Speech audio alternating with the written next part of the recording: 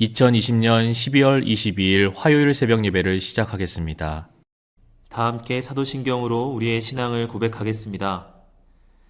나는 전능하신 아버지 하나님, 천지의 창조주를 믿습니다.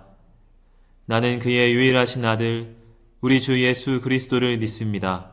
그는 성령으로 잉태되어 동정녀 마리아에게서 나시고 본디오 빌라도에게 고난을 받아 십자가에 못 박혀 죽으시고 장사된 지 사흘 만에 죽은 자 가운데서 다시 살아나셨으며 하늘에 오르시어 전능하신 아버지 하나님 우편에 앉아 계시다가 거기로부터 살아있는 자와 죽은 자를 심판하러 오십니다. 나는 성령을 믿으며 거룩한 공교회와 성도의 교제와 죄를 용서받는 것과 몸의 부활과 영생을 믿습니다. 아멘. 다 함께 찬송가 545장을 부르시겠습니다.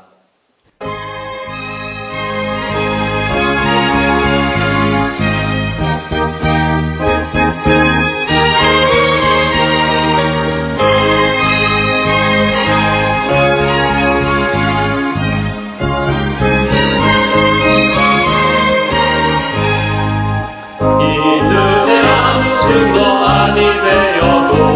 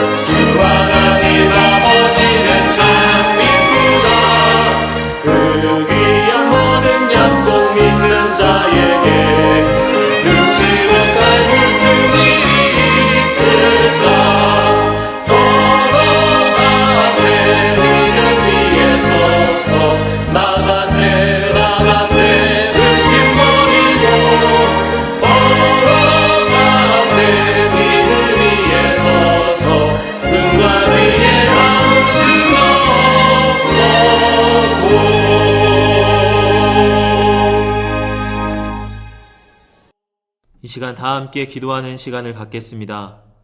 민족의 복음화와 세계 선교를 위하여 우리 교회 3133 비전과 담임 목사님, 부교역자들, 직분자들과 사명자들을 위하여 새성전 증축을 위하여 코로나19로 인해 신음하는 이 민족을 긍휼히 여겨주시고 속히 치유하시도록 우리 교회 교우들의 가정과 직장과 사업장을 붙드시고 환우들을 치유하시도록 이 시간 다 함께 기도하겠습니다.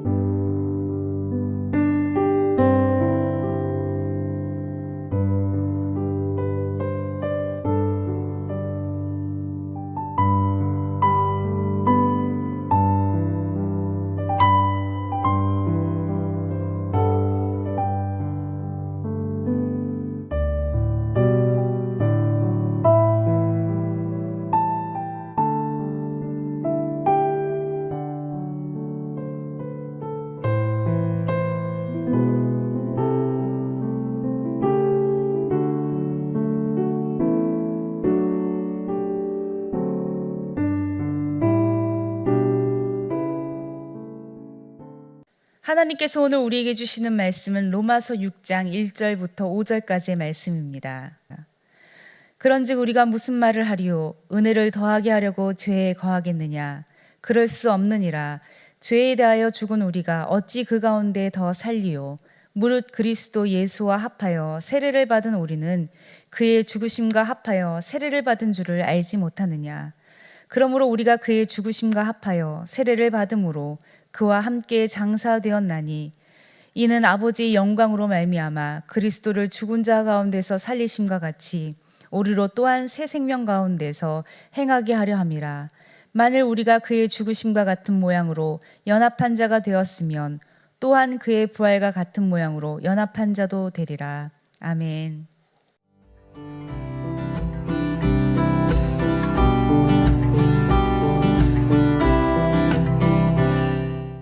간혹 인터넷 댓글을 보면 마음을 아프게 하는 글들이 있습니다. 교인들에 대한 비난도 마음이 아프지만 그 뒤에 붙은 말들이 너무 부끄럽게 만들고 너무 아프게 만듭니다. 그들은 교인들에 대해서 이렇게 비난합니다. 이렇게 잘못했다고. 그리고 나서 끝에 이런 말을 붙입니다. 어차피 그들은 죄를 지어도 회개만 하면 다 용서해 주기 때문에 마음껏 저렇게 죄를 짓고 산다고. 사실은 이렇게 용서의 의미가 값싼 의미가 되어버린 적은 없었던 것 같습니다. 죄인을 용서하시고 사랑하시는 하나님이 교인들에 대해서 그 죄를 용서해 주신 그 놀라우신 은혜와 그 한없는 사랑이 이렇게 모욕적인 언사로 바뀌어야 될까? 사실은 더더욱더 슬픈 것은 우리 그리스도인들도 또 세상에 사는 사람들도 마찬가지입니다. 그렇게 한없이 용서하시는 하나님이시니, 그렇게 사랑이 많으신 하나님이시니 죄인을 용서해 주는 것처럼 또 죄에 대해서도 관용적인 태도가 되어야 될 거 아닌가라고 하는 것을 우리에게 말할 때가 있습니다. 물론 우리는 정죄할 권한이 없습니다. 그러나 사랑의 하나님, 그분이 주시는 은혜를 빌미로 계속 죄에 머물러 살아도 된다는 뜻은 아닙니다. 오늘 1절 말씀에 은혜를 더하게 하려고 죄에 거하겠느냐라고 하는 말을 바울은 이야기하고 있습니다. 다른 말로 표현하자면 은혜를 더하게 하려고 죄의 상태에 계속 머물겠습니까? 라고 하는 질문이라는 것이죠. 은혜는요, 사람이 주장할 수 있는 것이 아닙니다.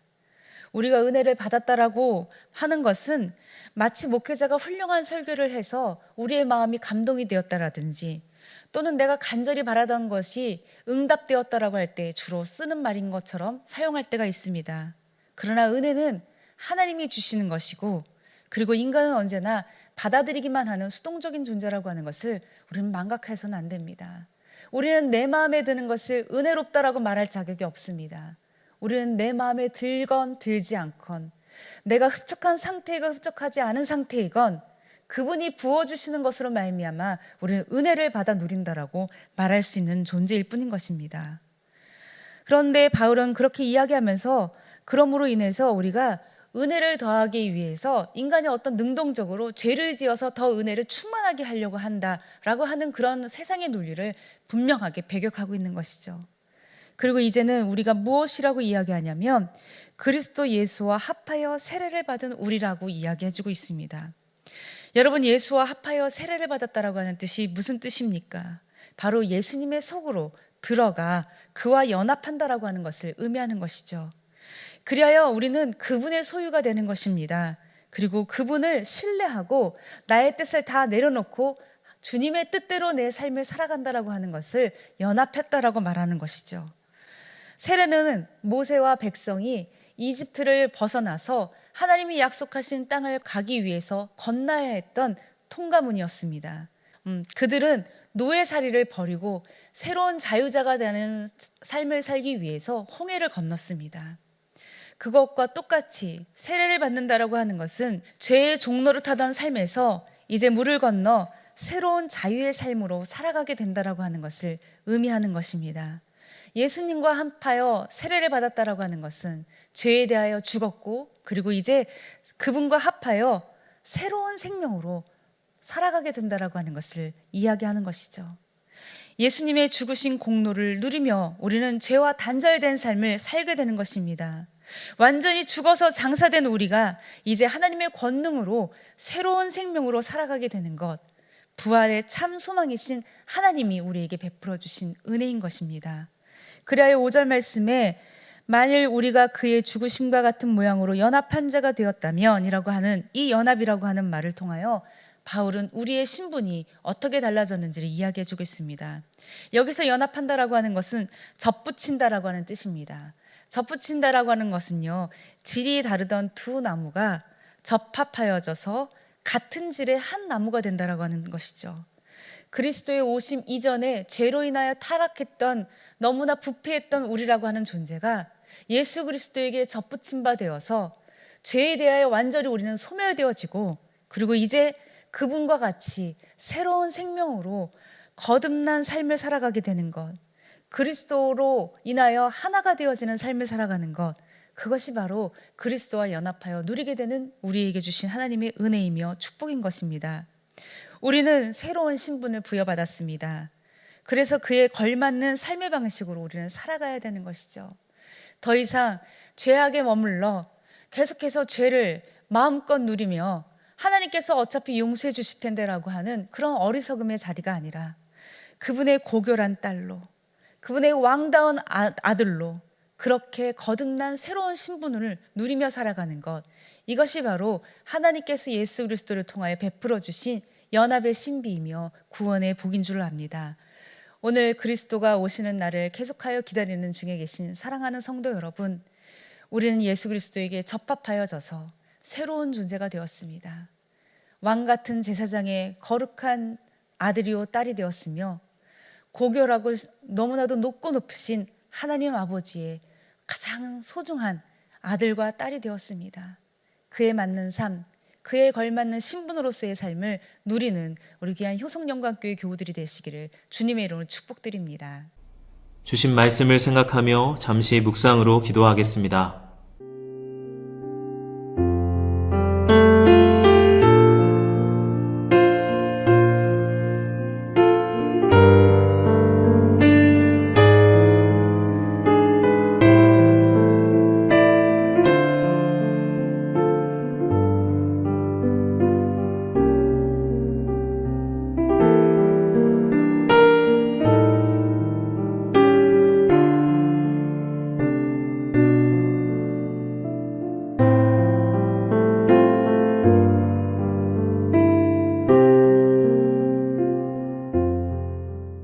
다 같이 주기도문으로 예배를 마치겠습니다.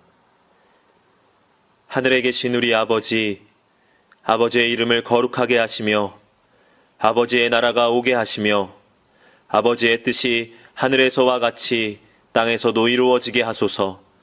오늘 우리에게 일용할 양식을 주시고 우리가 우리에게 잘못한 사람을 용서하여 준 것 같이 우리의 죄를 용서하여 주시고 우리를 시험에 빠지지 않게 하시고 악에서 구하소서. 나라와 권능과 영광이 영원히 아버지의 것입니다. 아멘.